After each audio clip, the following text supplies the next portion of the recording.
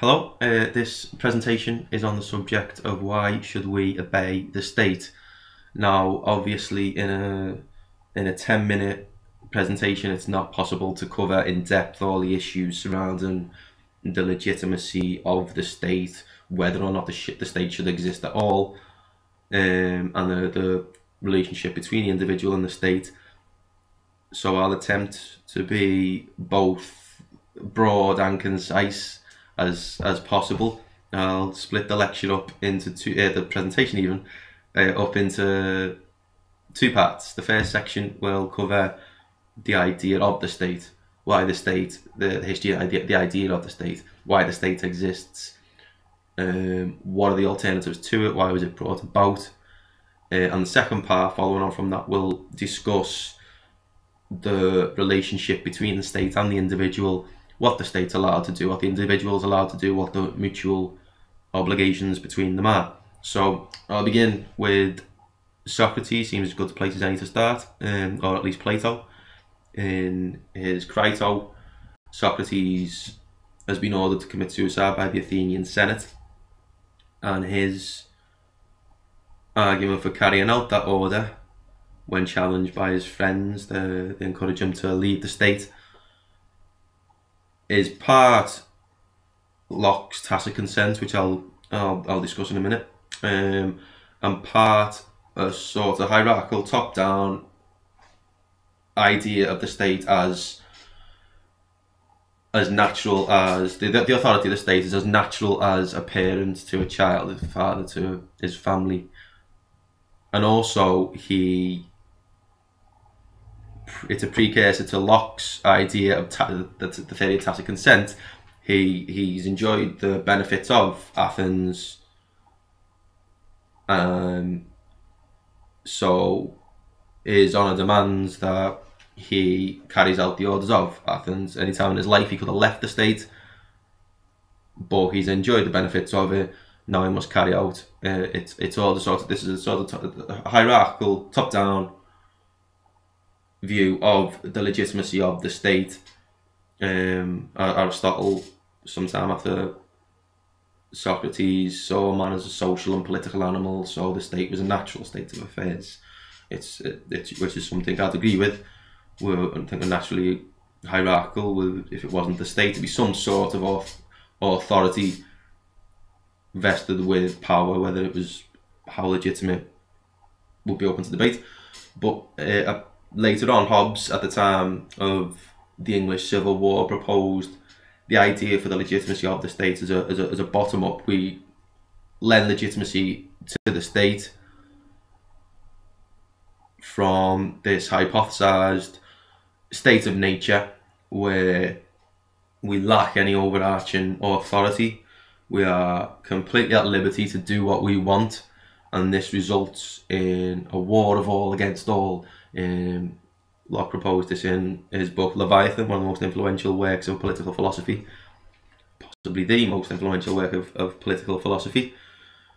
The idea of the war, the state of nature as the war of all against all. It's constant competition, it's a lack of predictability about the actions of others that leads us towards fear, apprehension, and to avoid cooperation. There's nothing to compel anyone to act in a certain way. So, using our reason, we come together and we establish a sovereign authority within a given society to provide a space where we can do things, all things we associate with civilization, works of art, buildings and such like. So the main justification for the existence of the state is security. John Locke existed, and who lived around the same time as Thomas Hobbes, called it the original compact. And even if we weren't present at that original compact, we lend legitimacy towards the state through a tacit consent. We, by enjoying, similar to Socrates' argument, by enjoying all the fruits of civilization that the state can provide, the roads, the sanitation, more modern examples could be offered. We give legitimacy towards the actions of the state, and we bind ourselves to its decisions. And this leads us on to the second part of the presentation. What if we've agreed to establish this state? Oh, and David Hume, should add quickly, rejected this idea, the contract that we came together to agree to an established authority. His version of the establishment of authority was the state was established through violence and submitted to by necessity, which I think is more of a historically correct version of the establishment of a state. If you look at the histories of several countries, it's established by violence, submitted to by necessity, and over time it gains a sense of legitimacy.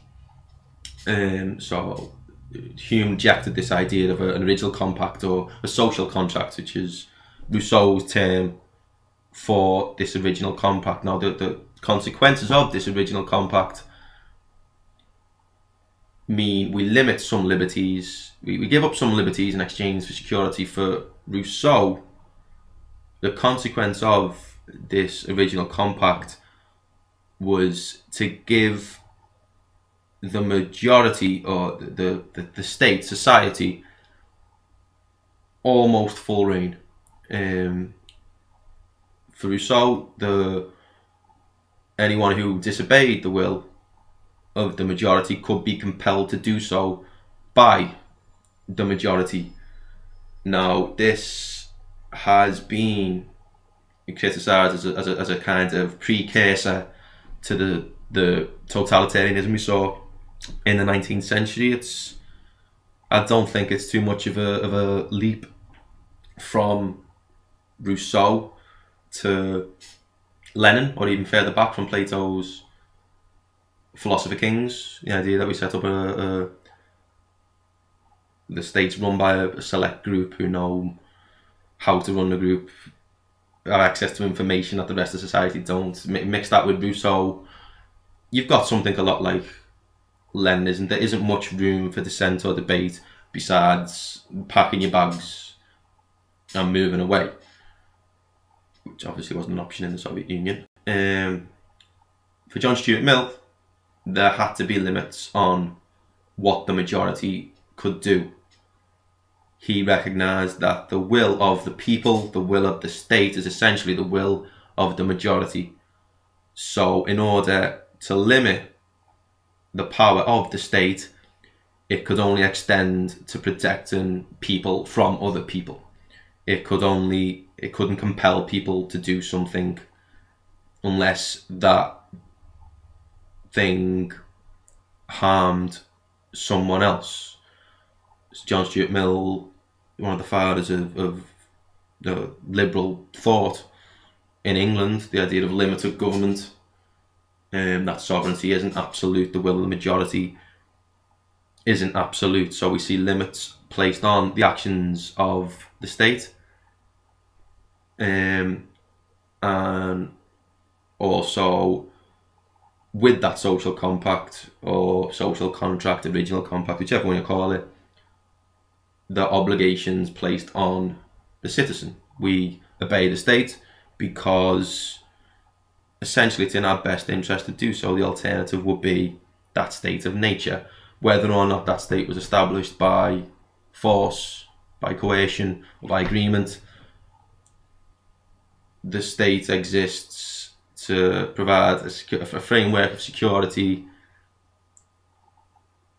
ideally with certain limits, but we obey that state because if we don't, the alternative would be no authority, overarching authority at all, the war of all against all, or singularly, it's in our own best interest, because if we don't obey the state, bad things start to happen. Essentially, try and refuse to pay council tax, see what happens. So in conclusion, we should obey the state because it's in our own personal best interest, but also in the interests of society. Thanks for listening.